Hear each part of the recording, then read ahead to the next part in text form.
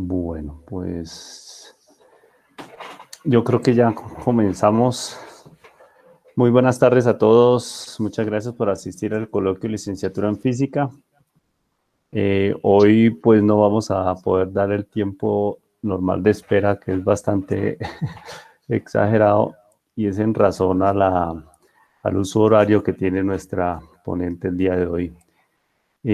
Muchísimas gracias a la doctora Adriana María de Mendoza, quien ofrecerá esta muy interesante charla el día de hoy. Entonces, si me permiten, como sé que quizás para la totalidad, sino para la mayoría, pues no conocen a Adriana María, entonces me voy a permitir hacer una breve introducción. Pues antes de cualquier cosa, tengo que contarles que es una gran amiga que conocí en el doctorado en física en la Universidad de los Andes. Ella es ingeniera industrial de la Pontificia Universidad Javeriana de Cali.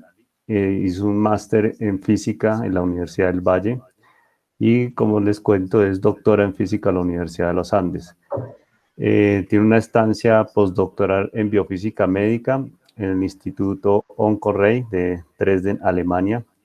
Y justamente hoy viene a contarnos parte del trabajo que viene desarrollando allí en este instituto, que tiene que ver con modelos termodinámicos de tratamientos para el cáncer simultáneos de termorradioterapia. No sé si traduje bien, Adri. El título está en inglés y el resumen está en inglés, pero no se preocupen que la charla va a ser en castellano.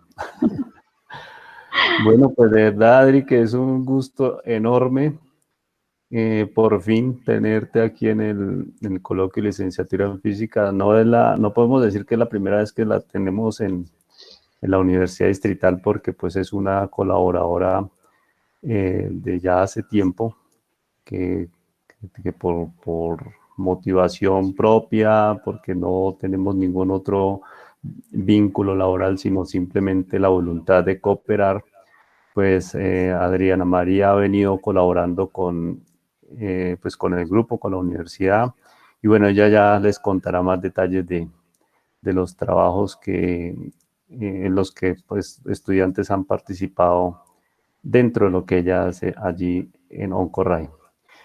Entonces, pues de verdad que es muy placentero tenerte aquí hoy y no voy a hacer ningún preámbulo adicional, sino agradecerte enormemente y pues darte la palabra. Adelante, el auditorio es tuyo.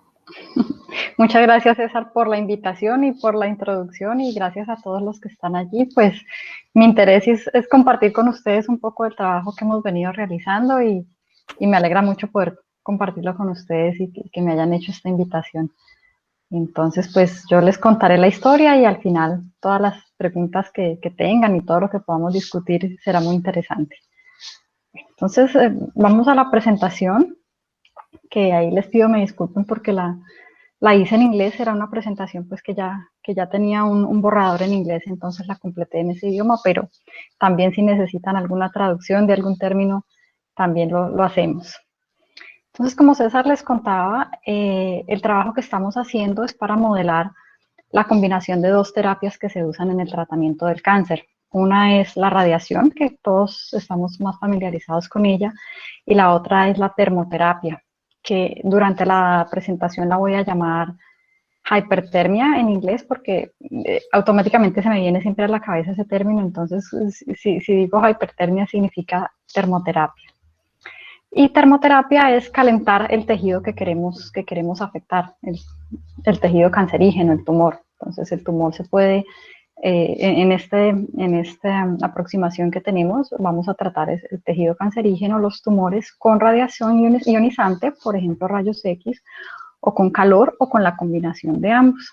Y lo que entonces queremos hacer, o mi trabajo aquí, no solo mi trabajo, pero en mi trabajo y el de mis colegas, es modelar lo que pasa durante esta combinación de las dos terapias. Y de manera muy importante, el hecho de que sean simultáneas.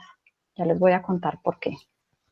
Bueno, entonces quiero nombrar a mi equipo. Primero que todo, Sonia Miklikova, Johan Berger, Jens Karchau y Leonie Konshugard y Damian McLeod. Son el equipo del grupo Sono-Rey que trabaja en la combinación de termoterapia con radioterapia en el Instituto OncoRay en Dresden, Alemania.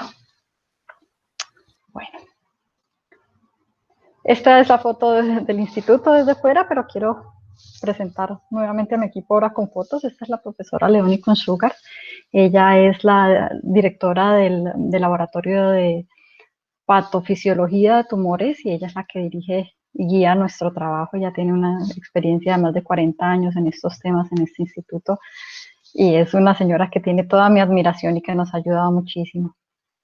Y el equipo del grupo Sono-Rey, que es el doctor Damian McLeod, Sonia Miklikova, que es una estudiante de doctorado, Johan Berger, también un estudiante de doctorado, y mi colega físico, el doctor Jens Karchau, que también fue postdoctorado en este grupo.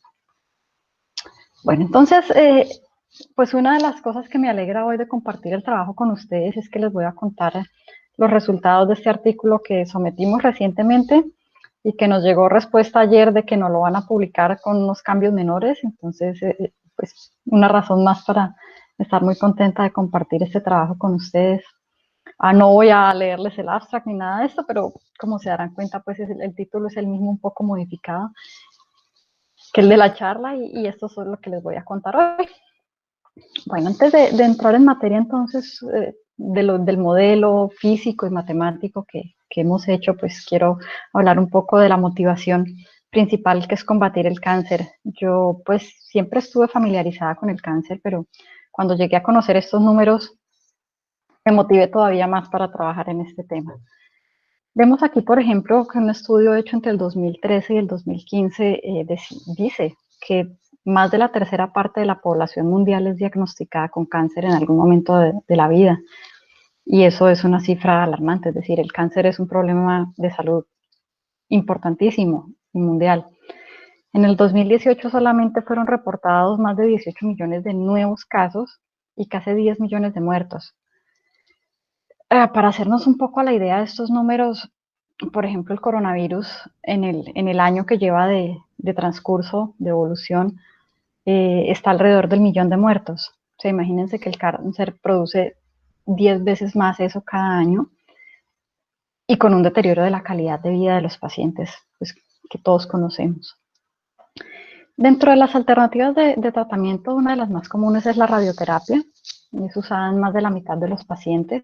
Es muy efectiva para combatir las células cancerígenas y reducir los tamaños de los tumores, pero es altamente tóxica. La radiación es altamente tóxica y siempre induce efectos secundarios bastante delicados como problemas de piel, fatiga, náuseas, otras enfermedades, pérdida del cabello.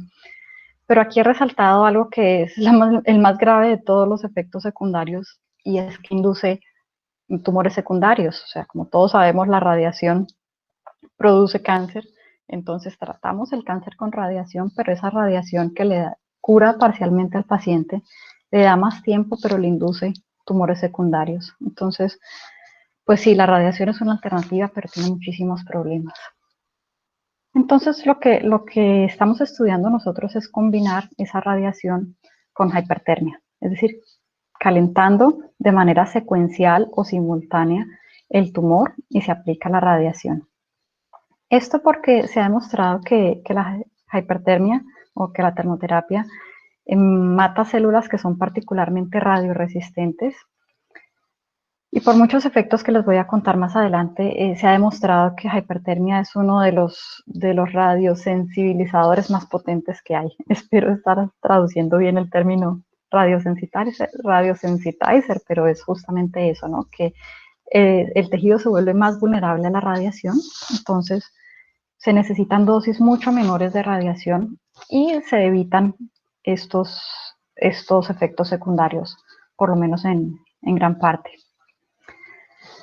Ahora, esto suena maravilloso y estas son las motivaciones por las cuales me gusta trabajar en este tema, pero todavía hay muchos problemas tanto teóricos como tecnológicos para llevar la combinación de hipertermia y radiación a la práctica, al día de las clínicas.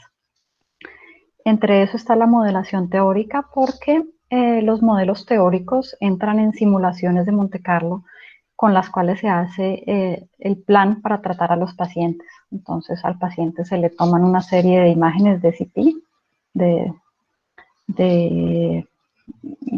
CT traduce Computer Tomography, y con esas imágenes entonces se planea cómo se va a administrar la radiación y el calor en el paciente. Pero puesto que no hay modelos muy precisos de la combinación de hipertermia con radioterapia, pues esa es una de las limitaciones técnicas que hay de momento importantes, sin contar con otro montón de limitaciones que hay en términos de logística y de equipos, pero que a través de los últimos años, la última década, se han venido superando, y la combinación se ha vuelto una opción prometedora. Bueno, entonces, como les cuento, queremos combinar estos dos tratamientos. Con este símbolo voy a denotar la radiación, y con este otro símbolo voy a denotar la hipertermia o termoterapia. Entonces, asumiendo que primero aplicamos radiación y luego hipertermia, vemos en este trabajo del 1980 del grupo de Overgaard que ellos vieron cómo era el factor de sinergia, cómo se comporta el factor de sinergia en un estudio en vivo que se hizo en tumores de unos ratones, de una línea genética de ratones que se llama C3H, los cuales se les desarrollaban tumores con células de carcinoma mamario. Y bueno, y allí veían qué pasaba entonces cuando se aplicaban estos tratamientos. Primero, como les decía, primero radiación y luego hipertermia. Cuando se aplican de manera simultánea, el efecto es máximo, la sinergia es máxima, y luego cuando se aplican uno después del otro, entonces vemos cómo esa sinergia decae en función del tiempo entre tratamientos. Aquí tenemos una curva para tejido normal y una curva para tejido canceroso. Como vemos, también es importante y es interesante que el tejido canceroso es mucho más susceptible al tratamiento, y eso le da chance de recuperación al tejido normal cuando lo afectamos. Bueno, este factor de sinergia se denomina el Thermal Enhancement Ratio, que es la razón entre la dosis de radiación que se necesitaría si solo aplicamos radiación y la dosis de radiación que se necesitaría si aplicamos el tratamiento combinado. En el tratamiento combinado, la dosis que se requiere es menor, y por lo tanto este indicador pues nos da un número mayor que 1. Bueno, ahora miremos qué pasa cuando lo hacemos al revés, cuando primero aplicamos hipertermia y luego radiación. Entonces, en este caso vemos pues que también el efecto decae con el gap, con el tiempo entre ambos tratamientos, pero que las curvas no son simétricas.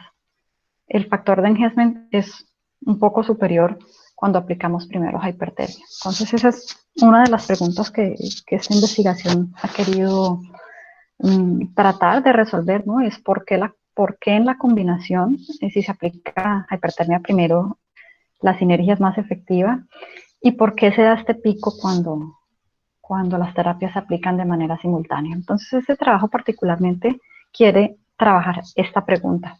Y dentro de las perspectivas, perdón, aquí me devuelvo, y dentro de las perspectivas les voy a contar un poco de lo que estamos haciendo para trabajar los casos secuenciales. Pero por hoy me voy a enfocar principalmente en este pico de acá y por qué se da y cómo lo modelamos. Bueno, entonces ahora sí, después de todo este preámbulo, aquí una lista de los temas que quiero visitar durante la charla. Primero es definir un poco qué es la radiación, cómo funciona, qué es la hipertermia, cuáles son los mecanismos que están involucrados, los modelos que usamos y las dosimetrías. Luego quiero hacer un poco de énfasis en la importancia de la acumulación de daño subletal, porque hipertermia induce principalmente daño subletal. No es tan efectivo como un agente para matar células cancerígenas, pero sí para volverlas vulnerables. Entonces, por eso pues vamos a hablar de eso. Como tercer punto, entonces ya presentarles pues el modelito físico-matemático de cómo se da esa radiosensibilización, mostrarles nuestros resultados con algunos conjuntos de datos a los que pudimos tener acceso y bueno, y hablarles un poco de lo que estamos haciendo y de lo que queremos hacer después. Quiero empezar con este video, es un video promocional que hizo el grupo cuando estaba empezando para conseguir recursos, para presentarle al gobierno. Y este equipo no existe de momento, pero se están haciendo avances en ese sentido. Entonces, comencemos por aquí. Es una presentación del grupo Sonorrey que tiene como propósito modelar y entender la combinación de estos dos tratamientos. Y el sueño es tener un equipo como el que vemos en este video. En este equipo se aplica radiación y se aplica hipertermia y se tienen imágenes de MRI que están presentando no solo lo que está ocurriendo al interior del organismo, sino la termometría durante la aplicación de hipertermia. Entonces la idea es que el paciente entra en la cámara, como vemos allí. Se aplica la hipertermia, en este caso particular, con ultrasonido enfocado, por eso el grupo se llama Sonorrey, porque toda la tecnología con la cual se supone que debemos desarrollar y trabajar este proyecto en la parte térmica es con ultrasonido enfocado. Entonces la idea es primero tratar el tejido canceroso con la precisión del ultrasonido enfocado y luego con la radiación o de manera simultánea, como les decía, pues depende. Están las dos modalidades.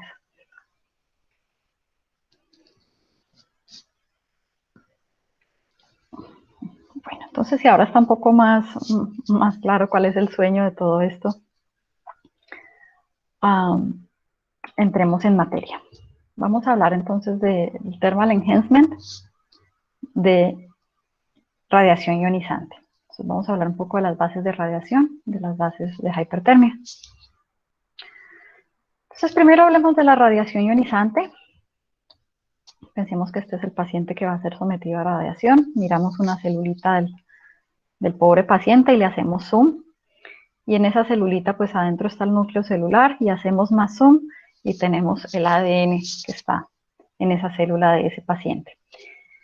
Sometida a la radiación, entonces hay dos maneras de atacar al ADN, porque la radiación ionizante, el objetivo de la radiación ionizante es dañar ADN. Porque cuando se daña lo suficientemente el ADN de la célula desencadena una serie de procesos para suicidarse, para morirse. Y se ha demostrado que eso sucede siempre y cuando se puedan romper las dos cadenas de la doble hélice de ADN. Si se rompen las dos, ese daño es irreparable. Y si el daño es irreparable, entonces la célula procede a morir. Si se aplican, si se rompen independientemente en sitios diferentes las cadenas, la otra funciona como template, entonces la reparación se da fácilmente. Pero si se rompen las dos, entonces la correlación entre la muerte celular y el daño del ADN está para el caso en el que se rompen las dos cadenas, por lo menos en lugares cercanos, tal que no haya suficiente información al otro lado para poder hacer la reparación apropiadamente. Bueno, entonces hay dos maneras en las cuales la radiación hace daño. Una es de manera directa, porque llega el fotón o la partícula y rompe en el ADN. Esta es alrededor de un tercio de los eventos. Y de manera indirecta es porque la radiación golpea otras moléculas y las ioniza, particularmente el agua. Se produce un radical libre y ese radical libre interactúa químicamente, ya no físicamente, sino químicamente con el ADN para romperlo. Eso entonces se puede dar de dos maneras. Una es que la misma partícula o el mismo fotón venga y rompa de una las dos cadenas, o que de manera independiente, fotones independientes, rompan a un lado y al otro, pero que estén lo suficientemente cerca en el espacio y en el tiempo, como para que esto sea equivalente a la ruptura de la doble hélice y se induzca la muerte celular. El modelo más generalizado, más aceptado y más usado en las clínicas actualmente para modelar este efecto se llama el LQ model. El Q porque es la supervivencia, la fracción de células o la probabilidad de supervivencia de las células o la fracción de células que sobrevive es modelada como el exponencial de menos una función, y esta función tiene una componente lineal y una componente cuadrática. Por eso se le llama el Q-model. Cuando graficamos esto en escala logarítmica, entonces pues no es otra cosa que una función cuadrática.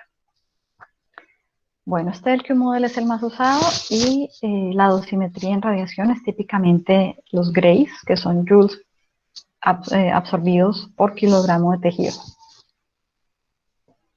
Bueno, entonces ahora vamos a hablar de la parte técnica del asunto.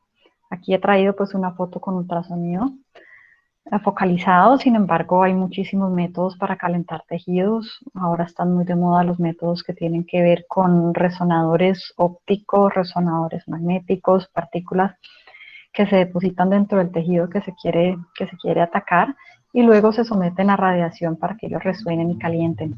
Pero como les digo, hay muchas técnicas para calentar.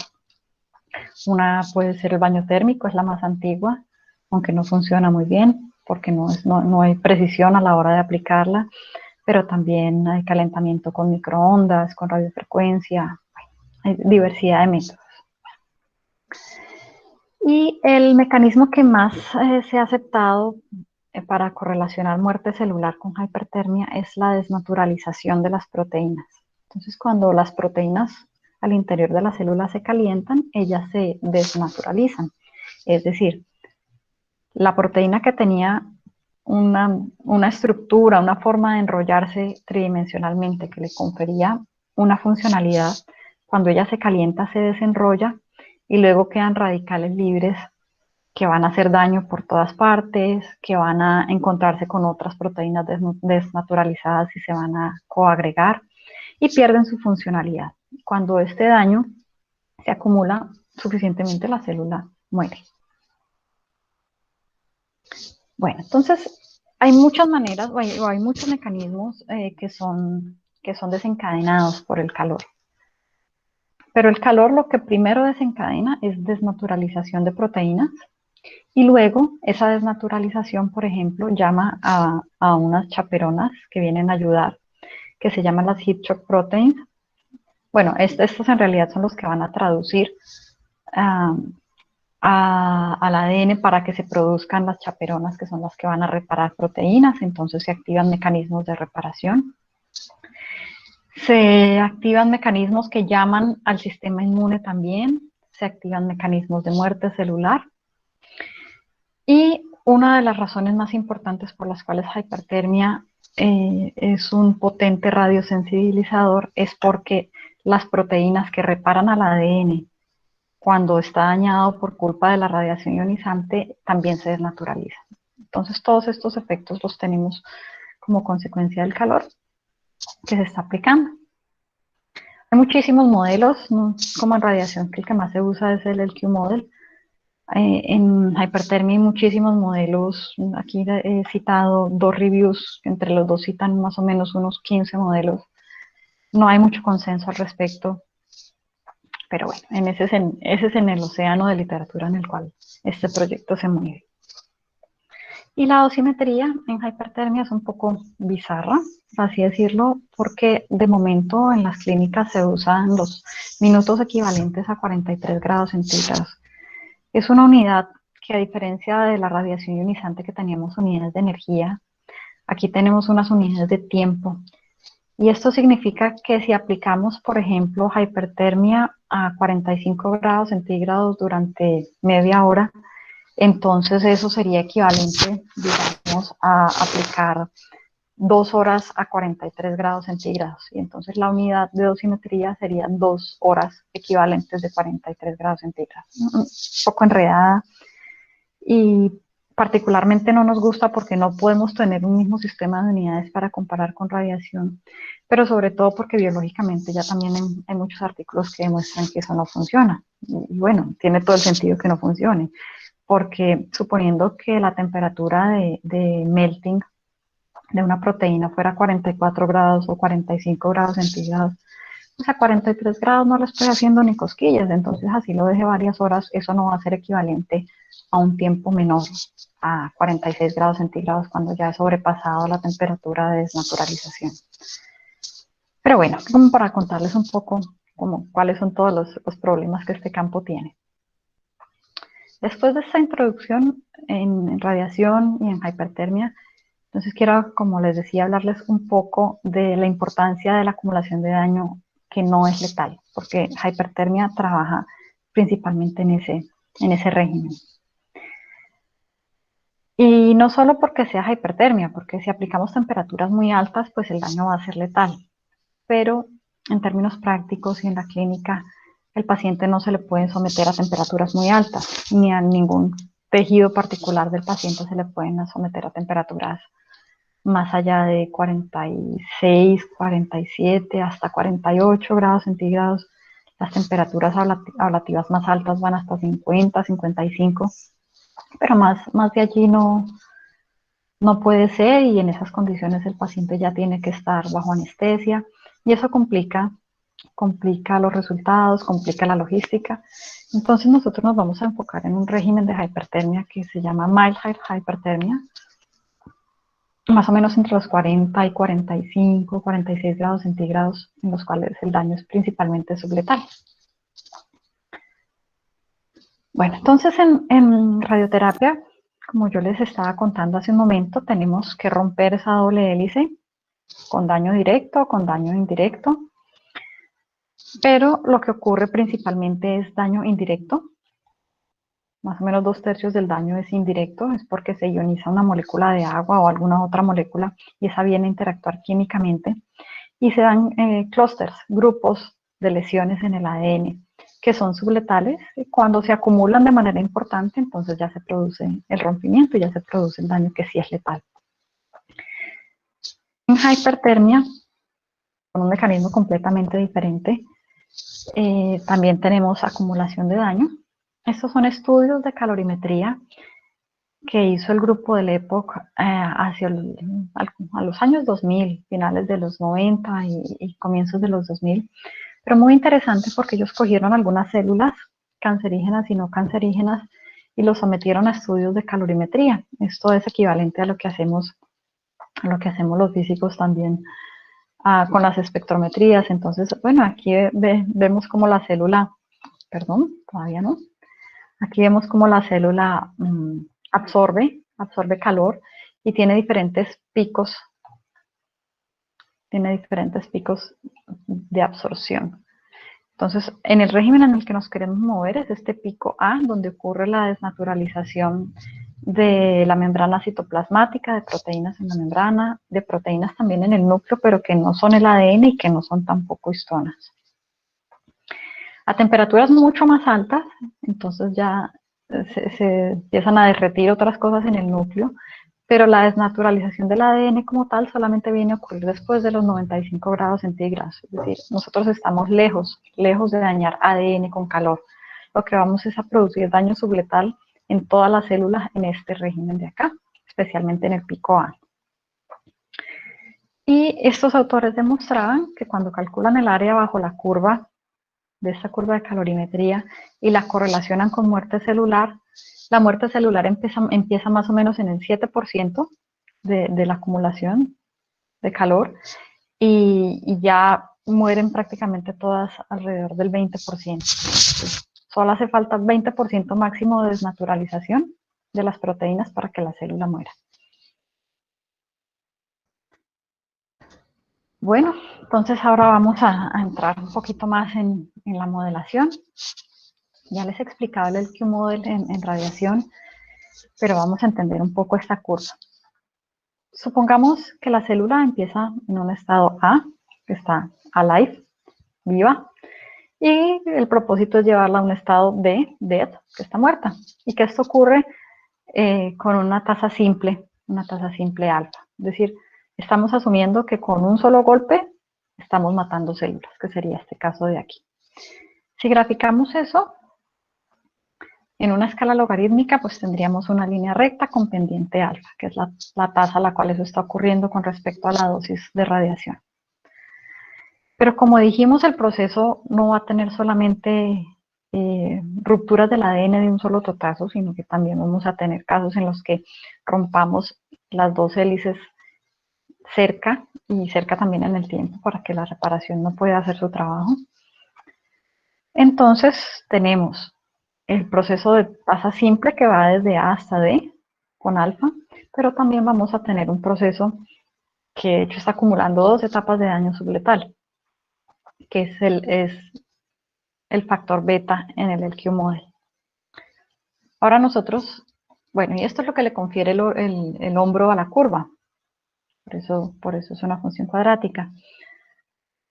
Ahora lo que nosotros vamos a proponer es que cuando combinamos esto con hipertermia lo que se va a encargar es de producir un daño inicial, de volver la célula un poco más vulnerable, trayéndola desde el estado sano, desde el estado a un estado A'.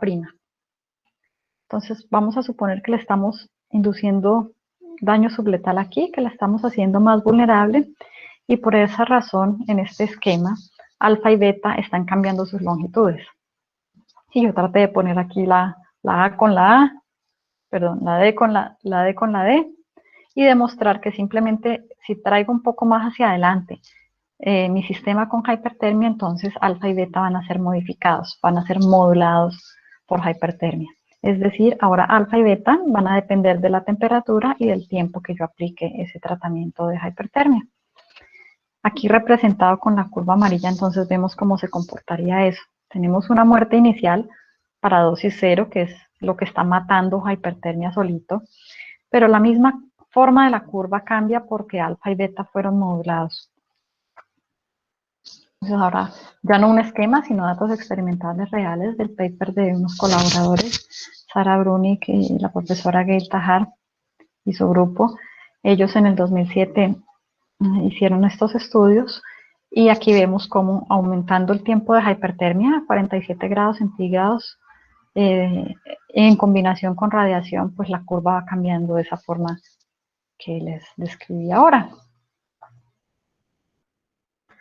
Bueno, entonces continuando con esta idea del daño subletal y de cómo hipertermia afecta o radiosensibiliza a las células, entonces hay básicamente dos hipótesis que son las más aceptadas en la literatura.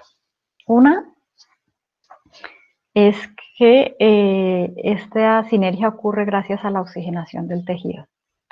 Bueno, resulta que cuando se aplica radiación ionizante, la radiación ionizante puede romper las cadenas de ADN y puede también hacerlo de manera indirecta, pero siempre se necesita que haya oxígeno gaseoso, que haya oxígeno O2 en el ambiente para poder sellar ese daño. Si no, la reacción química es fácilmente reversible, entonces se necesita que haya oxígeno disponible en el medio para poder completar el daño. Y usualmente los tumores no están bien irrigados. Los tumores tienen vasculatura, tienen una red vascular, pero usualmente no funciona muy bien, porque no es tejido sano, eso no debería estar allí. Entonces los tumores ellos tratan de llamar a que crezca vasculatura dentro de ellos, pero no funciona muy bien. Y ellos no están muy bien oxigenados, especialmente en el centro. Entonces, en el centro de los tumores, la radiación usualmente no hace nada o hace muy poco. Esas células sobreviven y el tumor vuelve. Entonces, con hipertermia, una de las hipótesis es que gracias a que con el calor los vasos que existen se dilatan, hay mejor oxigenación y entonces el tejido es más susceptible. No obstante, nosotros no vamos a trabajar con esa hipótesis porque lo que queremos es encontrar mecanismos que expliquen los resultados in vivo, o sea, en los tumores dentro de los organismos, pero que expliquen también los resultados in vitro de las células que se crecen en el laboratorio, en platos de Petri, en las incubadoras. Entonces, y allí pasa justamente lo contrario. Cuando calentamos, el medio en el cual están creciendo las células va a disolver menos oxígeno, entonces esta historia de la oxigenación no es en realidad lo que nos está produciendo la sinergia in vitro. Entonces, por eso no es que esa hipótesis no sea cierta, pero no vamos a trabajar con ella porque no aplica a todos los casos que queremos estudiar. Y la otra hipótesis es la que les explicaba hace un momento, y es que se activan o se inactivan diferentes procesos debido a la desnaturalización y posterior coagregación de las proteínas, especialmente en el núcleo. En toda la célula, pero las que más daño hacen son las que se desnaturalizan en el núcleo. Entonces, con esta hipótesis vamos a decir que independientemente de cuál sea el proceso biológico exacto que está ocurriendo, esta sinergia se basa en la desnaturalización de las proteínas y que esa radiosensibilización es proporcional a la energía que se invierte en volver a la célula más vulnerable.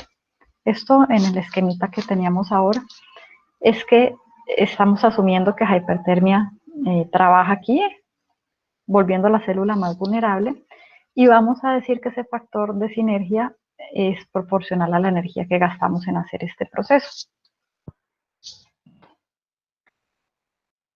Entonces, tratando de contestar un poco la pregunta de qué es mejor o por qué es mejor hipertermia antes, hipertermia después, hipertermia al tiempo que radiación.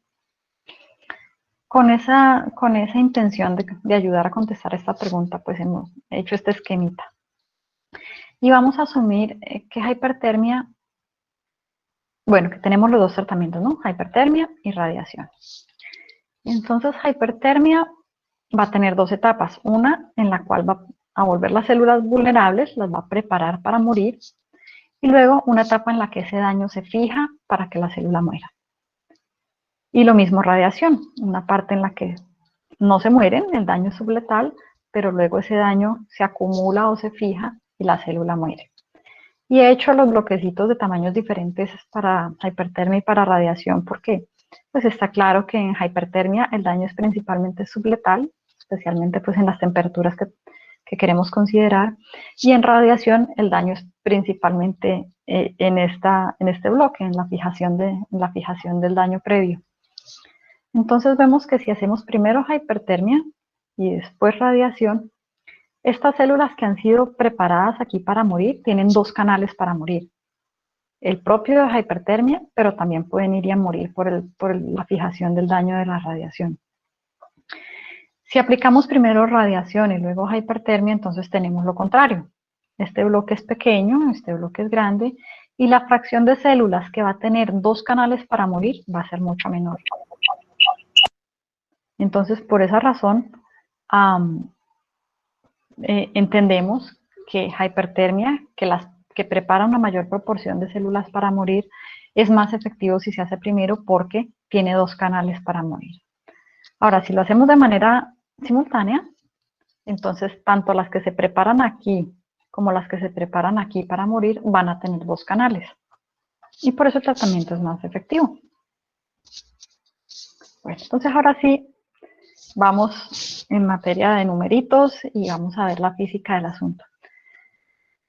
El modelo físico que proponemos aquí es un modelo bastante sencillo, pero yo creo que por eso es que me gusta tanto, porque esa es la magia de la física, que la física es capaz de ver los mecanismos y los principios que están actuando detrás de bambalinas, independientemente de qué tan complicado sea el sistema biológico que queremos estudiar.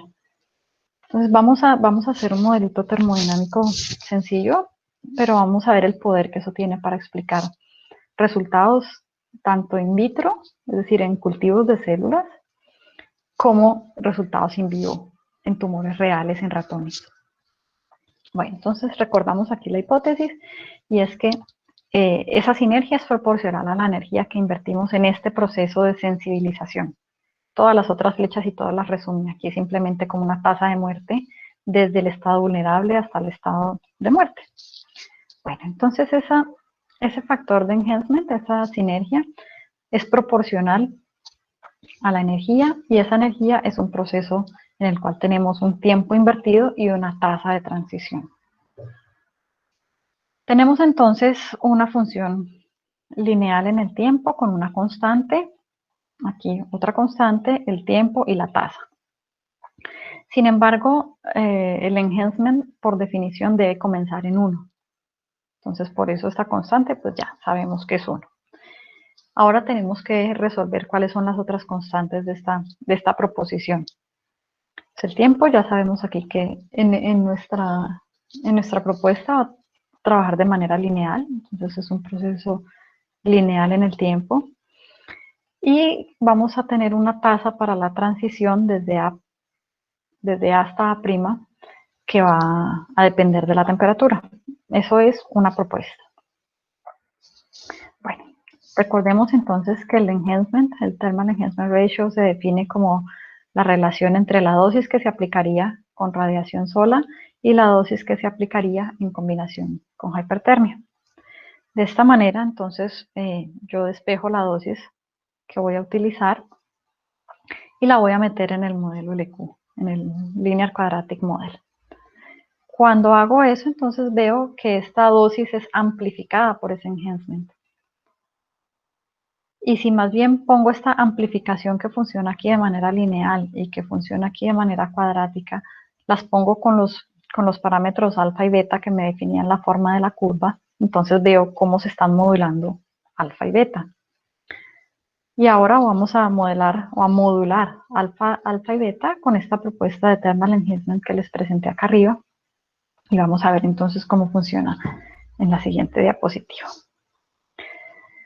Tenemos entonces un modelo que en esta proposición es lineal en el tiempo y tenemos que encontrar cuál es esa tasa que depende de la temperatura para la transición. Y esa transición es la desnaturalización de las proteínas. Entonces queremos encontrar la tasa de desnaturalización de las proteínas como función de la temperatura. Ya les he explicado un poco qué es la desnaturalización de las proteínas, pero voy a recordarlo aquí haciendo dando un poquito más de detalles, recordando cuáles son los 4 niveles estructurales de las proteínas. Las proteínas son cadenas de aminoácidos y cómo se organizan esos aminoácidos linealmente son su estructura primaria. Luego esas cadenas de aminoácidos se enrollan en hélices y a eso se le denomina la estructura secundaria. Y luego esas hélices a su vez se enrollan dando una estructura tridimensional que es la que le confiere cierta función a la proteína. Entonces las proteínas ya enrolladitas en su estructura terciaria interactúan entre ellas y esto es a lo que se le denomina la estructura cuaternaria. Toda la funcionalidad biológica de las proteínas está en su estructura terciaria y cuaternaria, perdón. Y cuando ellas se desenrollan, pierden su funcionalidad, interactúan unas con otras ya de maneras que no deben ser, porque hay radicales libres, se dan otras reacciones, se dan coagregaciones. El asunto es que las proteínas se dañan y los procesos en la célula empiezan a fallar. Entonces acá he traído este GIF que me pareció muy bonito y muy claro de qué es lo que está pasando durante la desnaturalización de una proteína cuando se somete a calentamiento. Algunos de esos enlaces empiezan a romperse, la proteína se abre y está libre ahí para interactuar y hacer daño por todas partes. Pero este proceso de desnaturalización en realidad es una competencia entre la formación de enlaces y el rompimiento de enlaces. Vamos entonces a revisar un poco la termodinámica del asunto. La fuente de energía para producir estos cambios es la absorción de calor. Entonces aquí tenemos el calor que se absorbe, donde C sub P es la capacidad calorífica, que no tenemos ninguna razón para asumir que es una constante, ella depende de la temperatura, y esta es la fuente de energía para los procesos que estamos estudiando. Bueno, si ese calor absorbido le sumamos la energía propia del enlace, entonces tenemos lo que se conoce como la entalpía de la reacción. Y cuando a esa energía le restamos lo que se va en entropía, en calor entrópico, entonces tenemos lo que realmente se está consumiendo durante la reacción, que es cuantificado a través de la energía libre de Gibbs. El cambio en la energía libre de Gibbs, lo que pasa antes y lo que pasa después de la transformación. Donde esta es la definición pues, de la entropía, que es el calor, la integral del calor por unidad de temperatura. Bueno, pero como les decía, estamos estudiando o queremos ver la desnaturalización como una competición entre la formación y el rompimiento de enlaces. Entonces ya sabemos que los enlaces la energía del enlace pues viene cuantificada por el calor estándar de la reacción que teníamos acá definido. Perdón. Y el calor térmico es la energía que se va a ir rompiendo enlaces. Y eso es proporcional al calor que se absorbe y al cambio relativo de la temperatura, como vemos aquí. Entonces, cuando yo vuelvo a calcular la diferencia entre delta H0 y el thermal work, vuelvo a obtener la energía libre de Gibbs por otra ruta. Pero el mensaje importante es que la energía libre de Gibbs es la que nos va a guiar durante el proceso, durante la dependencia de temperatura de la reacción de desnaturalización. Bueno, esto cuando lo queremos meter en la tasa de la transición, porque recordemos que todo esto es para calcular la tasa de la transición como función de la temperatura, entonces lo metemos en la teoría de transición de Eyring, donde la tasa es como un proceso de Arrhenius, pero en vez de tener aquí una energía de activación, tenemos la energía libre de Gibbs y hay un prefactor que depende de temperatura. Entonces, usando esta teoría de Eyring y el cálculo que ya tenemos para la energía de Gibbs, bueno, entonces ya tenemos aquí los ingredientes. Importante es que tenemos que escoger, no siempre cuando no veo. Tenemos que escoger una temperatura de referencia. Y esa temperatura de referencia puede escogerse tal que la entalpía sea cero, tal que la entropía sea cero, o tal que la energía de Gibbs sea cero. Si escogemos ese punto de referencia tal que la energía de Gibbs sea cero, a ese punto se le llama el melting point, o el punto en el cual la proteína, el 50% de la proteína se desnaturaliza. Es decir, el punto donde ya hay equilibrio entre la formación y la ruptura de enlaces, o entre el derretimiento y el reagrupamiento de la proteína. Entonces como nos interesa justamente es la desnaturalización, vamos a escoger como punto de referencia este T sub G. Es la temperatura a la cual la energía libre de Gibbs es cero. Bueno, tenemos todos estos ingredientes y necesitamos escoger una forma funcional para la capacidad calorífica. Pienso yo que el error que se ha cometido en todos estos estudios, porque todo lo que les he contado hasta acá no es nuevo, pero pienso yo que el error que se ha cometido en todos estos estudios es que se ha asumido que la capacidad calorífica es constante. Y pues ya el Epoch y colaboradores, ellos demostraron en el 2005 que definitivamente no es constante. Cuando ponen las células, ellas están absorbiendo calor y hay diferentes proteínas y hay diferentes picos de transiciones y están pasando muchísimas cosas. Está pasando de todo, menos que la capacidad calorífica sea constante. Entonces, nosotros hemos propuesto que vamos a modelar este primer pico de acá, que es el que nos interesa. Podríamos poner formas funcionales tan complicadas como quisiéramos, podríamos poner una gaussiana, una lorentziana. Nosotros hemos decidido simplemente ir al siguiente orden y escoger una función lineal para el comportamiento de la capacidad calorífica con la temperatura. Esto, pues, es más bien válido antes de la transición y también después de la transición. Con pendiente positiva antes, porque todas estas reconfiguraciones están absorbiendo calor, y con pendiente negativa después, porque todas esas coagregaciones que se dan después de la desnaturalización hace que se forme como un pegote de proteínas desnaturalizadas que se han coagregado, que tiene muchos menos grados de libertad, es una proteína más rígida y por lo tanto pues tenemos un calor específico que decae con la temperatura. Reunimos todos nuestros ingredientes, ya tenemos una forma funcional para la tasa, la energía libre de Gibbs que vamos a poner aquí, la capacidad calorífica que vamos a meter en la función de la energía libre de Gibbs, y con todo esto llegamos a esta expresión. En esta expresión queremos deshacernos de algunas cosas. A los físicos nos encanta empezar a quitar cositas aquí y allá para que no sea tan complicado. Lo primero que notamos es que todo esto se trabaja en escala Kelvin, y en escala Kelvin la temperatura que estamos trabajando con respecto a la temperatura de transición, si hacemos esta división, eso nos da prácticamente 1, y en el logaritmo nos da prácticamente 0. Entonces esto se va. Entonces meto esta expresión un poco más simplificada en la tasa de la transición. Y vemos que aquí también hay un coeficiente que en escala Kelvin me va a dar del orden de 1, con este 1 me da un 2 y con este 2 se va. Entonces esto me simplifica un poco más las cosas. Y al final me quedo con una tasa que funciona de una manera bastante simple, como una exponencial de la temperatura, con respecto a la temperatura de la transición, donde hemos definido o resumido dos constantes aquí. La que va en el exponencial es bastante simple porque aquí solamente nos sobrevivió B sobre la constante de Boltzmann. Y todo este prefactor de aquí lo he llamado C porque en este rango de temperaturas donde están todas las posibilidades de hipertermia, esto no cambia más del 2.5% en los casos más extremos. Entonces vamos a asumir que es constante y trabajamos con esta expresión bastante simplificada.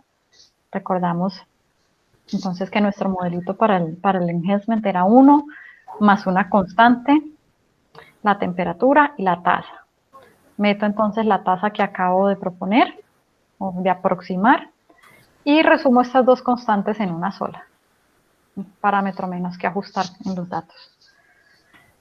Y con este me voy a trabajar y a mirar qué pasa con los datos experimentales, a ver si funciona o si no funciona. Vamos a mirar estos resultados. Recuerdo aquí mi modelo y este conjunto de datos que tenemos aquí es para células de Chinese Hamster Ovary. No son células cancerígenas, son células normales, pero es un estudio muy completo que hizo el grupo de Overgaard. Esta es la referencia que vemos acá como referencia 15. Ellos hicieron el cálculo del thermal enhancement para diferentes temperaturas y diferentes tiempos, un estudio de más de 10 años en el cual reunieron más de 5.000 ratones, un estudio muy completo. Perdón, no, este no es en ratones, este es en células, les pido ahí que me disculpen. Bueno, pero este sí es el que les cuento en ratones, un estudio de 10 años, más de 5.000 ratones, en el cual también encuentran que el comportamiento del thermal enhancement con el tiempo es lineal, así como propusimos nosotros, para diferentes temperaturas. Bueno, entonces ahora queremos ver si esta pendiente, porque la temperatura nos va a determinar esta pendiente de aquí, y queremos ver si la pendiente se comporta de manera exponencial con la temperatura tal y como predijimos. Entonces vamos a verlo. Para el caso de las células, de las células de ovario de Chinese Hamster, vemos un comportamiento bastante bonito. En una escala logarítmica, vemos que definitivamente el comportamiento es exponencial como lo predijimos. Y para el estudio en vivo, en los ratones, vemos también que nuestro modelo funciona bastante bien. Encontramos entonces que los parámetros pues vienen siendo 0.95 y 0.86 para B. Este A', aquí teníamos una disyuntiva porque puede ser que este sea 1 y todo el efecto se lo trague la temperatura, el exponencial. O puede ser que se tenga un valor y ahí haya que compensar entre estos dos términos.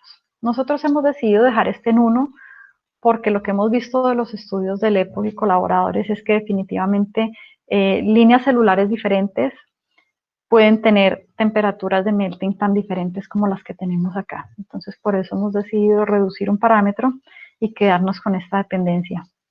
Sin embargo, la única manera realmente de saber si estamos diciendo la verdad es hacer los estudios de calorimetría para estas células particularmente, pero desafortunadamente no existen en la literatura y nosotros no tenemos los equipos para hacerlos. Pero bueno, tal vez alguno de ustedes trabaje con calorimetría y algún día se ponga en contacto conmigo y me diga que le gustaría hacerlo. Bueno, pero entonces aquí tenemos dos trabajos completamente diferentes que muestran que nuestro modelo funciona. Uno, células cultivadas en un Petri dish y otro, tumores in vivo recolectados durante 10 años por este grupo de Overgaard. Encontramos un tercer conjunto de datos del grupo de Havemann, unos datos bastante viejitos y no muy buenos, pero aún así quisimos intentarlo.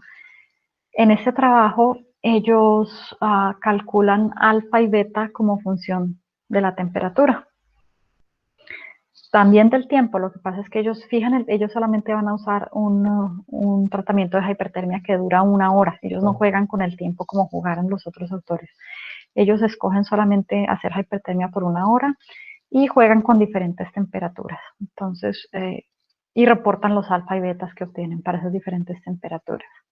Lo que hemos hecho nosotros es calcular el factor de enhancement tanto para alfa como para beta y ver si nuestro modelo funciona aquí. Entonces, voilà, funciona, diría yo que bastante bien, aunque aquí ustedes se me pueden quejar de que el coeficiente de ajuste no está muy bueno, pero aquí he puesto juntos los puntos del TER alfa y del TER beta, y los autores reportan que ellos tuvieron muchos problemas con calculando el alfa. Entonces, en realidad estos puntos azules no son muy confiables, los puntos verdes sí, y si nos quedáramos solo con los puntos verdes, pues este resultado mejora muchísimo. Pero nos muestra una vez más que nuestro modelo de capacidad calorífica lineal dentro de la tasa de desnaturalización funciona bastante bien. Lo más interesante es que en este trabajo ellos utilizaron la misma línea celular. En una usaron la línea celular normalita, esta que se llama M8013, que también es un mammary carcinoma, pero ellos cogieron esas mismas células y sometiéndolas a calor repetidamente y teniendo las hijas de las hijas, desarrollaron una sublínea celular que es termotolerante, que es mucho más resistente al calor. Y lo que encontramos cuando le aplicamos el modelo a esas dos variantes es que la temperatura de melting de las proteínas es la misma, correspondiente con que es la misma línea celular, pero que lo que está cambiando es la pendiente de ese espectro de calorimetría. Es decir, recordando un poco cómo es esto, lo que tenemos es que la pendiente de estas curvas va a ser mucho más pronunciada para las que son más susceptibles y que la adaptación va a ser mucho más lenta con una pendiente mucho menor para aquellas que han desarrollado termotolerancia. Entonces, es una conclusión muy interesante. Ojalá tuviéramos muchos más conjuntos de datos con los cuales probar y sacar conclusiones y tuviéramos acceso a la calorimetría para comprobar los valores, pero de todas maneras este modelito nos está dando idea de qué es lo que está pasando al interior de la célula, ya sea dentro de un plato de Petri o en un tumor real. Bueno, y estos resultados que son nuestros, de mi compañera Sonia Michikova, y son resultados para esferoides celulares. Bueno, primero les cuento qué son esferoides celulares. Como les contaba, los resultados anteriores son o para células que han sido crecidas en monolayer, en una capa de células en un plato de Petri, o que han sido crecidas en un tumor, en un ratoncito. El pobre ratoncito, ustedes aquí lo ven sin pelo y todo, pobrecito, cada vez es más difícil hacer experimentos en ratones porque cada vez hay más regulaciones en contra de los experimentos en ratones y en animales. Los números de ratones que se pueden utilizar cada vez son menores. Y porque los pobres animalitos sufren mucho, ellos no tienen pelo porque ellos necesitan una modificación genética que les permita tener el tumor porque son células humanas y si no tuvieran esa modificación genética, el sistema inmune atacaría el tumor y no habría experimento. Entonces, ellos sufren no solo por no tener pelo, no solo por tener cáncer, sino por otro millón de efectos secundarios que les trae esa modificación genética. En todo caso, cada vez es más difícil tener estudios en vivo, pero los estudios en vivo en realidad son los que más dicen, porque son mamíferos y son más cercanos a nosotros y esos estudios son más concluyentes con respecto al cáncer en humanos. Se ha demostrado que la traducción desde estos cultivos celulares de monolayer a los casos in vivo y a los casos humanos es muy poca. O sea, en realidad se entienden cosas, pero no se puede traducir. Entonces hay una opción intermedia que es desarrollar esferoides celulares. Y es que ya las células no crecen, los cultivos no crecen en platos de Petri planos, sino que forman estos esferoides.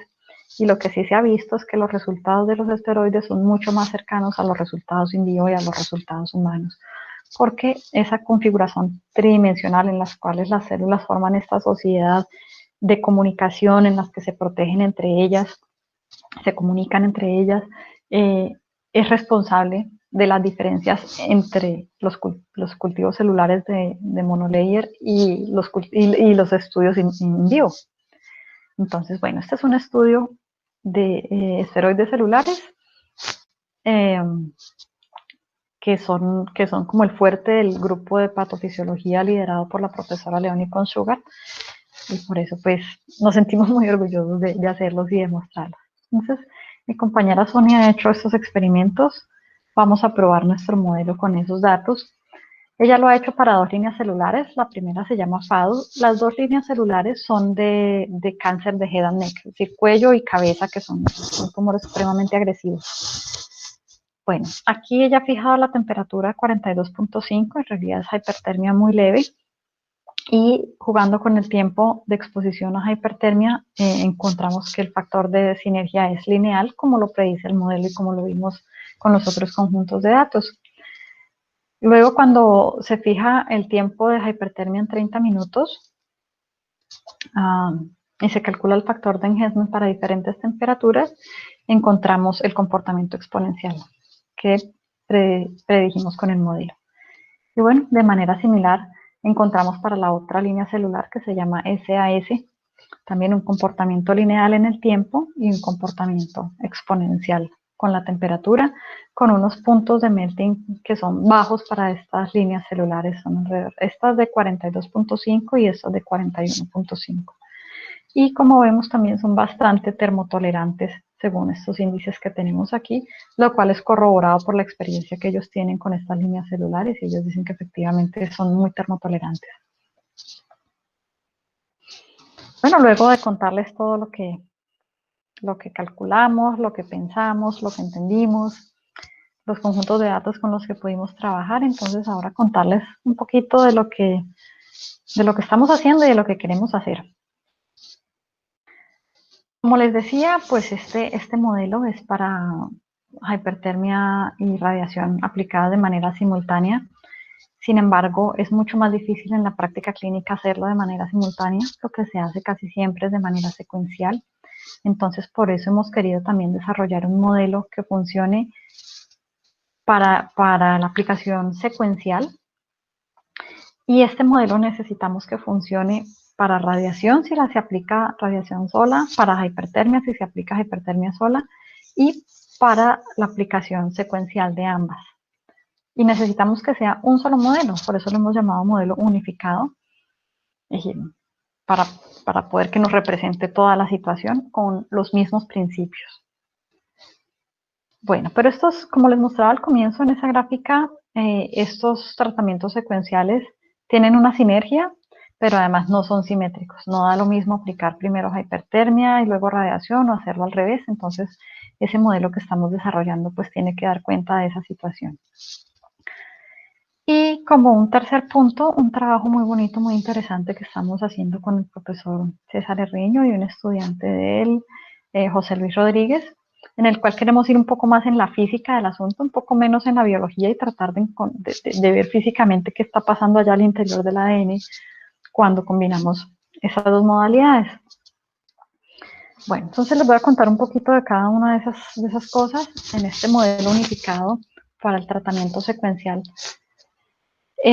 Uno de los retos más difíciles que tuvimos, digo tuvimos porque ya lo resolvimos, es que mientras las curvas presentan un hombro, como todas las que les mostré anteriormente, son muy bien representadas por el modelo LQ. Y en el caso de hipertermia también, cuando las curvas presentan este hombro, son muy bien representadas por los modelos existentes. Sin embargo, esos modelos ni de hipertermia ni de radiación son capaces de representar casos en los cuales la curva es cóncava hacia arriba. Y esto pasa, en radiación no pasa mucho, pero en hipertermia sí pasa mucho, que conforme se alarga el tiempo de exposición al calor, la célula rápidamente va desarrollando mecanismos que la hacen termotolerante. y se dan este tipo de curvas y necesitábamos que nuestro modelo fuera capaz de hacer eso. Entonces estamos trabajando en eso, ya lo hemos conseguido bastante bien. Necesitamos también, como les decía, pues que esta falta de simetría también se represente en el modelo. Y para eso estamos utilizando un modelo de muchos compartimientos. O sea, yo les mostraba ahora unos compartimientos de que alive y dead y un punto intermedio donde la célula estaba a prima, vulnerable. Entonces, para poder representar todas estas situaciones, hemos utilizado un modelo de muchos compartimientos. Todos estos son instancias de daño subletal y la célula puede ir avanzando por esas etapas y también puede, en cualquiera de esas instancias, morir, ir al compartimiento de muerte.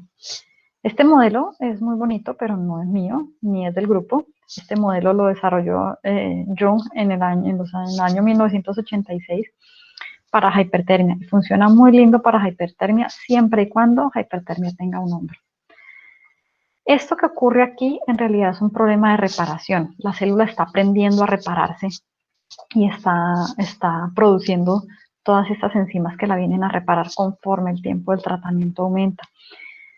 Entonces, lo que hemos hecho es incluir reparación en este modelo para poder explicar ese desarrollo de termotolerancia y también para explicar lo que pasa en el tratamiento secuencial, porque mientras yo aplico hipertermia y luego radiación o al revés, en ese tiempo entre los dos se están dando reparaciones. Entonces, por eso es tan importante considerar reparación en el modelo. Eso es lo que hemos hecho y eso es lo que estamos trabajando. Esperamos, si todo nos sale bien, que de aquí a finales del año podamos estar sometiendo ese artículo. También estamos produciendo un montón de datos propios con esferoides celulares y con monolayer para esto. Bueno, ya. Y también utilizando un montón de literatura que hay, porque para el tratamiento secuencial sí hay muchísima literatura. Entonces, bueno, vamos a ver cómo nos va con eso. Bueno, y aquí la publicidad que quiero hacer del trabajo tan bonito que estamos haciendo con el profesor César Herreño y con el estudiante José Luis Rodríguez, porque queremos ir un poco más en la física de lo que pasa al interior del ADN cuando se aplica el tratamiento simultáneo de hipertermia y radioterapia. Y esto lo hacemos con base en unos estudios que se hicieron hace 50 años, fue la primera proposición de este mecanismo, y hace 30 años más o menos fue que se modeló, y es algo conocido como el DNA breathing, es la respiración del ADN.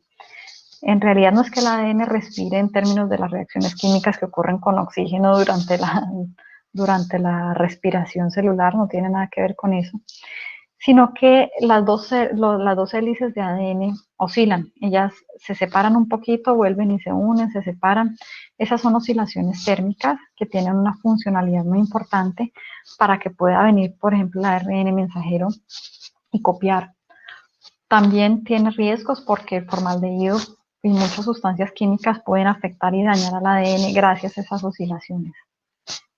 Pero como les explicaba antes, la radiación, especialmente el efecto indirecto de la radiación, es un efecto químico que para que funcione se necesita que el ADN exponga las bases.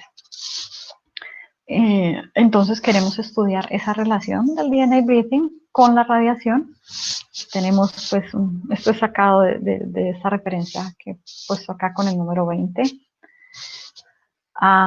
En el cual ellos muestran pues cómo por efecto de la temperatura las bases se van desnaturalizando, es decir, esas proteínas se abren, se separan y llega un momento en el cual se separan lo suficiente y tienen ese proceso de DNA breathing como se ve en el zoom que hacen ellos en este esquema de acá. Bueno, este proceso lo modelaron Peyrard y Bishop en el 89, este es el hamiltoniano que ellos propusieron, donde están pues los términos cinéticos convencionales y los términos de movimiento de resorte convencionales, armónicos, pero también las armonicidades que se dan en la separación, en la vibración entre los dos lados, entre las dos cadenas, en la doble hélice.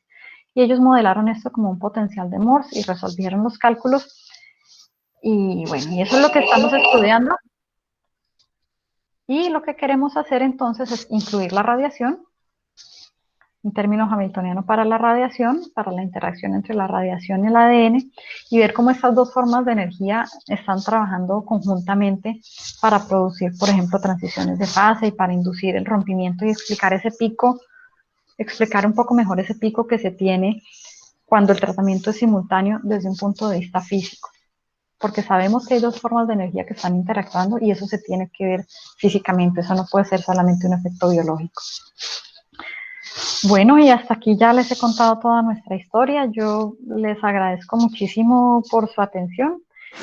Ya que yo creo que no, pues, no vale la pena leer todas estas conclusiones, pero sí quiero irme derecho a la última, porque es el mensaje que yo quisiera que nos lleváramos para la casa. Es que, o bueno, ya estamos en la casa, con el mensaje con el que yo quisiera que nos quedáramos hoy.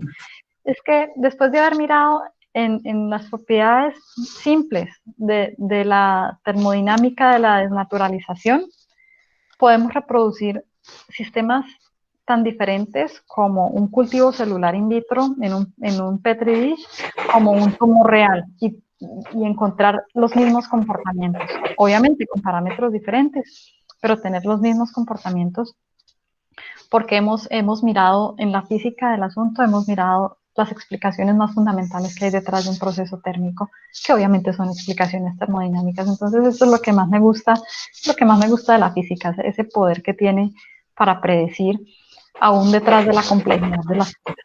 Bueno, muchas gracias por su atención y por escucharme todo este rato.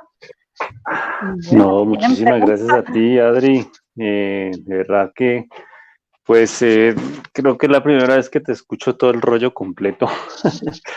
Y pues es muy interesante. Muchas gracias. Un trabajo complejo. Y pues bueno, vamos a abusar de tu generosidad sabiendo que tú tienes ya las 10:16 de la noche, que es demasiado tarde para ti. Pero si hay lugar a alguna pregunta, pueden abrir el micrófono y hacerla o escribirla por el chat. Creo que un par de preguntas para no trasnocharte más no hay afán, y no hay ya. afán, tranquilo, no hay afán, las que necesiten, las que quieran. Lo chévere Ah, de esto es bueno. discutir. Bueno, Eric Sebastián Barrios tiene un comentario. Adelante, Eric, si quieres abre el micrófono y lo haces. Gracias, profe. Pues sí, muchas gracias. La conferencia estuvo genial, bastante interesante, Adriana. Y pues quería resaltar una parte que me pareció genial y pues la forma como la dijiste, yo creo que podríamos decirlo así, nunca había entendido lo que era la energía libre de Gibbs y con el comentario que lo dijiste creo que fue más claro. Pues si puedes ir a esa diapositiva donde muestras las cadenas de proteína, donde está el Gibbs. Dame un segundo. Ah, ¿dónde está el GIF? Ok. Sí, sí, sí. ¿Ahí les aparece o tengo que volver Creo que a...? dejaste de compartir. Ya voy.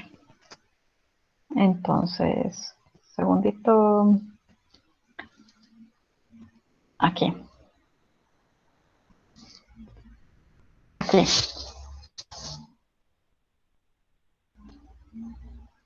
¿La ves? Sí, ahí ya se Sí, ve. entonces donde están las ecuaciones, que ya empiezas a hablar de el calor específico, que mencionas La que, entalpía. bueno, ajá, que no tenemos que suponer que, que es una constante, sino que puede variar la temperatura. Digamos que fueron esas, sí, no, la anterior, era la anterior, es donde estaban, ahí. Entonces, como lo dijiste en esas tres primeras ecuaciones, me pareció, o sea, bastante claro. Creo que cuando suban el video a YouTube me quedaré con esa frase. Pues no sé si la puedes repetir de pronto la misma idea como la dijiste en ese momento. A ver, pues básicamente presentamos aquí la energía de Gibbs como dos cosas, ¿no? Una es como estamos introduciendo un calor, pero ese calor parte se va a ir a trabajo que va a producir la reacción, que va a producir estos rompimientos, y la otra parte se va a ir en entropía, que es la expresión típica que conocemos para la energía libre de Gibbs. Si la vemos como la competición entre la formación y el rompimiento de enlaces, la competencia, entonces pues también hacemos lo mismo, es tener en cuenta cuánto vale la energía del enlace y cuánto trabajo está produciendo esos rompimientos, calcular la diferencia y llegamos a la misma expresión. Sí, eso era lo que te llamó la atención. Sí, muchas gracias, Adriana. Realmente, como te decía, me parece que en palabras sencillas es mucho más claro que de pronto la literatura que he leído al respecto. Entonces, para resaltar esa parte. Y no entendí, digamos, una partecita ya en el final sobre, o sea, cuando mencionaban las esferas en las que se organizaban las diferentes células cancerígenas y todo eso. O sea, por qué resultan ser, digamos, tan convenientes o tan aproximadas al comportamiento in vivo? Vamos a la figurita para ver si me ayuda un poquito con el... me toca saltar un montón. Espérame. Aquí era. Bueno, cuando las células son crecidas en estos Petri dish, ellas se expanden sobre el plato y forman una monocapa.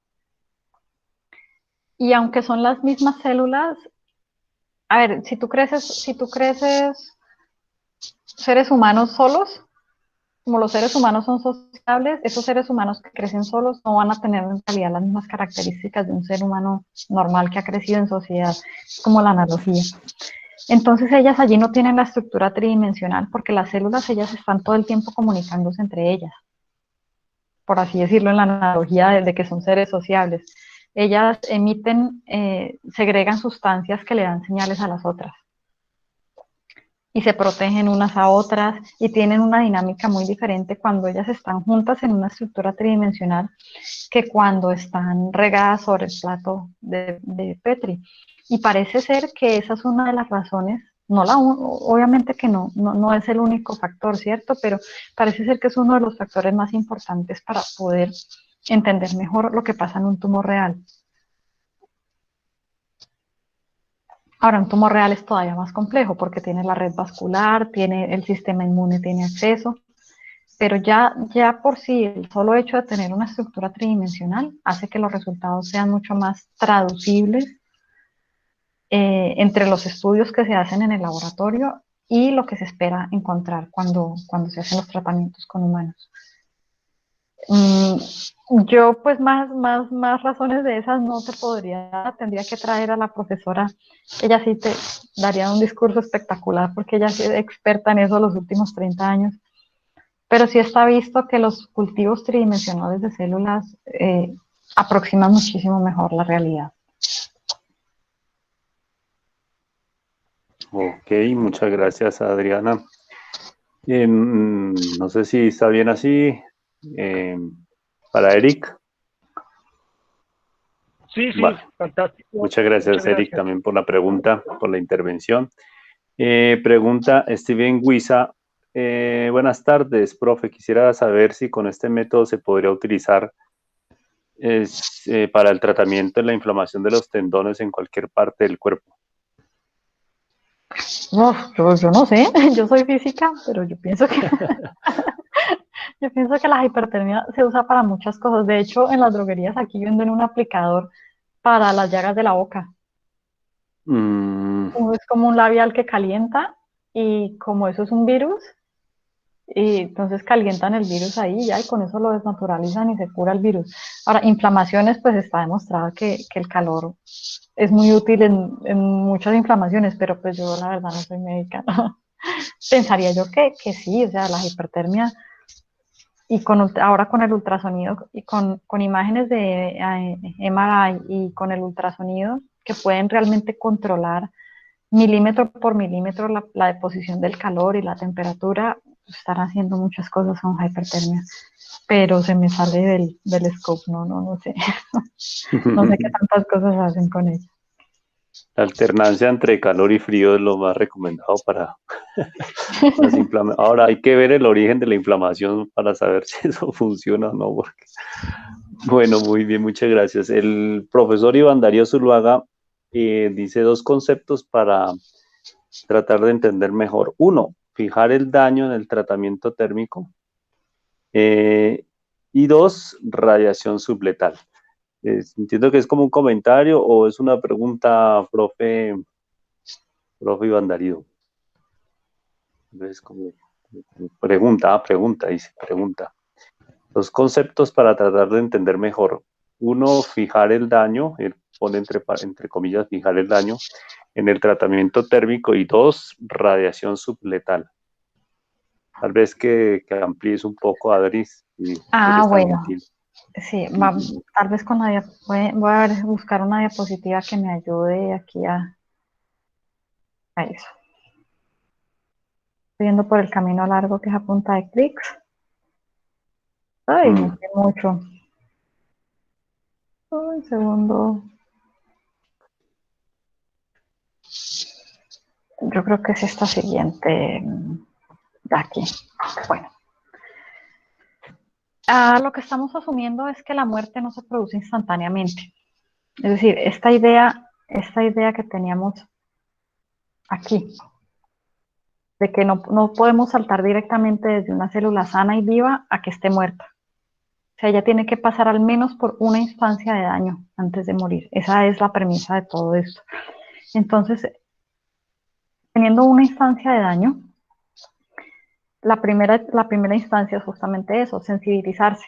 Ella no se muere, ella está dañada. Y luego el siguiente proceso es a lo que se le llama fijación de daño. Entonces, por ejemplo, con hipertermia puede ser que cierta cantidad de desnaturalización, digamos que antes de ese 7% que hablábamos antes, hasta allí todo eso sea preparación para morir. Pero ya después de eso el daño es tanto que ya cualquier poquito de daño adicional queda fijado, es decir, ya produce la transición al compartimiento de muerte. Y eso es a lo que se le llama fijación del daño. Es ese salto que hace la diferencia. Tiene que ver con la irreversibilidad del... Exacto. O algo así. Exacto, lo has dicho perfectamente. Digamos que hasta aquí es reparable, pero luego entonces ya un poco más de daño ya es irreparable, ya es irreversible y la célula salta a morir. Por el lado de la radiación podría también explicarlo con un ejemplo, y es, entra la radiación y no hay suficiente oxígeno. Entonces, a pesar de que se producen las rupturas en el ADN, no hay oxígeno para que esos daños queden sellados y son fácilmente reparables, entonces se revierte y no hay fijación del daño. Pero si hay suficiente oxígeno, entonces todas esas rupturas vienen y quedan selladas por el oxígeno que las hacen irreparables y la célula no le queda otra que dar todas las órdenes para morir. No sé si con eso pues ya le quede un poco más claro al profesor lo que quería yo decir con esos términos que son sí un poco técnicos y pasé como rápido por encima de ellos. Bueno, pues esperemos la reacción del profe Iván. Sí, es decir, queda... con esos porcentajes de los que habla la profe Adriana, es como si hubiese un punto crítico, digamos, en el que se pasa, digamos, al punto ya donde no hay revés en el proceso de recuperación de la célula, de la proteína. Sí, el asunto es que con la biología es tan difícil que eso depende de cada línea celular o depende de cada proteína si vamos más al interior. Entonces, por eso necesitamos parámetros para ajustar con el conjunto de datos que tengamos. Ok, y cuando se usa ese término subletal en el tratamiento, ¿a qué se refería, profe Adriana? Justamente esa parte en que solamente es vulnerabilizar la célula, que todavía no la mata, que todavía no hemos llegado a ese límite donde ya se da el salto para que el daño sea irreversible y ella tenga que morir. Ok, perfecto. Sí. Muchas gracias, Ada, y gracias al profe Iván por la pregunta.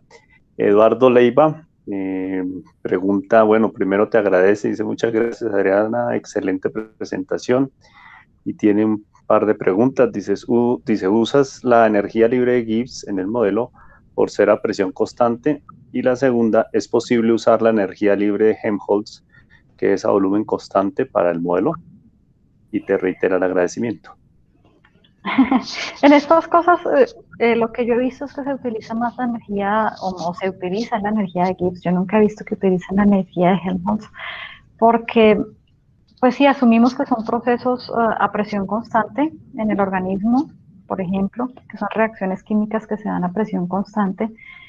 Y en ese caso el equilibrio de las reacciones químicas se modela típicamente con la energía de Gibbs.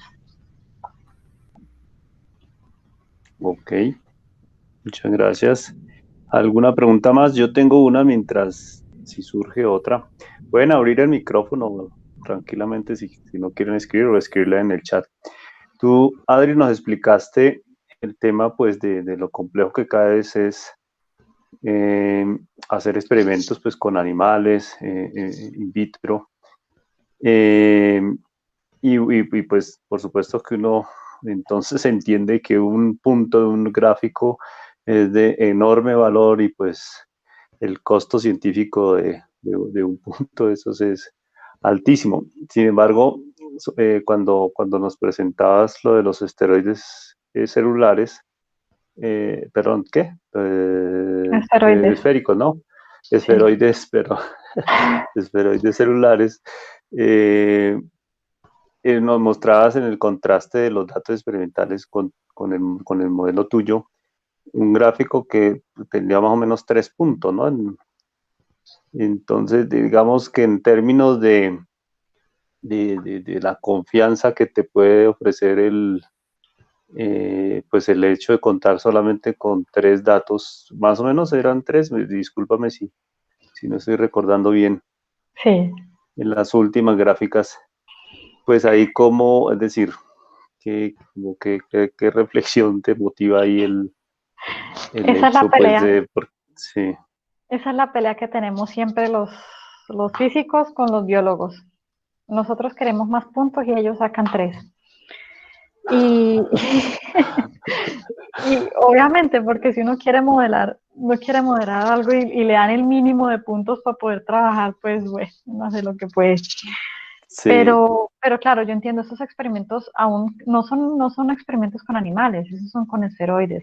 Y aún así esos experimentos son muy difíciles. mm, Un punto de esos necesita para ser confiable como unos, según entiendo, como unos 20 o 30 platos. Y los platos, cada plato tiene 96 wells, o sea, cajitas donde crece un esferoide. ujú. Y esos Uf, esferoides les tienen que hacer seguimiento durante 60 días. O sea, ellos primero los sí, crecen durante unos 4 o 5 días, les aplican el tratamiento y después les hacen seguimiento durante 60 días. Porque lo que pasa, y aún siendo en un esteroide hay más o menos, según entiendo, hay como entre 2.000 y 10.000 células. Siendo solamente entre 2.000 y 10.000 células. Queda una o dos por ahí vivas y esas pueden volver y resurgir dentro de un mes. Ellas se quedan dormidas y luego deciden volver a crecer dentro de un mes. Entonces, saber si en realidad la supervivencia que uno dice que tiene, si es cierta o no, hay que esperar todo ese tiempo. Entonces, por eso ellos son tan tacaños con los datos, porque son muy difíciles. Son muy ya, ya, difíciles. ya. Y eso No, dado que sí, todo salga bien en el experimento. claro. Ok, muchas gracias, Adri. Bueno, pues no sé si alguna pregunta final o dejamos descansar ya, Adriana, 10:33 de la noche en Dresden. Pues yo Tranquilo, creo que tranquilo, ya es no, justo. tranquilo. Si hay Ya es preguntas, con justo. mucho gusto, que a Pues, eso vinimos.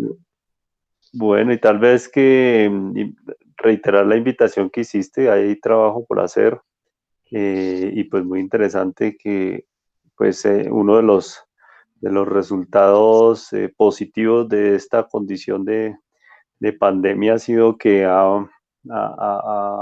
nos ha hecho venir a estas herramientas de comunicación, de virtualidad y trabajar como con cierta normalidad. Y así ha sido el trabajo que has venido orientando con José Luis, de manera que, pues, que las barreras de las distancias ya cada vez son menos significativas, pues para que si los muchachos se motivan por estos problemas que están abiertos, en los que tiene Adriana interés, pues que se acerquen, que escriban y bueno, trabajo es lo que hay, ¿no? Sí, trabajo es lo que hay. Sí. Bienvenidos. Bueno, Adri, no, de veras que te agradezco muchísimo deferencia tuya, pues no solamente por la cooperación que te mantienes con nosotros en la universidad, con el grupo, también ya pues en este momento con José Luis, pero ya también has colaborado con otro par de estudiantes, pues tuviste allí más de un año a Paula Triana y un tiempo también por ahí estuvo Laura Sarmiento. Y pues todo ese trabajo y todo el empeño que tú le pones a esa colaboración completamente desinteresada, pues el único interés es justamente el de contribuir y colaborar. Pues aprovecho esta oportunidad para agradecértelo y pues por supuesto agradecerte esta excelente conferencia y para invitarte que aquí hay mano de obra, entonces que pues en el marco del agradecimiento, pues a pedirte que lo extendamos, que lo mantengamos, que lo fortalezcamos y bueno, entonces yo creo que con eso despedirte, darte mil y mil gracias. Bueno, no, muchas gracias a ustedes, en verdad que es muy chévere poder compartir poco de lo que no hace. Bueno, pues muchas gracias también a todos los que asistieron. Pues ahí nos estamos viendo, están invitados, ya les haré llegar prontamente en la publicidad para la conferencia de la próxima semana. De verdad, gracias por venir, por acompañarnos y entonces una feliz semana para todos. Bueno, una feliz tarde. Muchas gracias a ustedes, que estén muy bien. Chao, Adiós. Adri, gracias, nos vemos.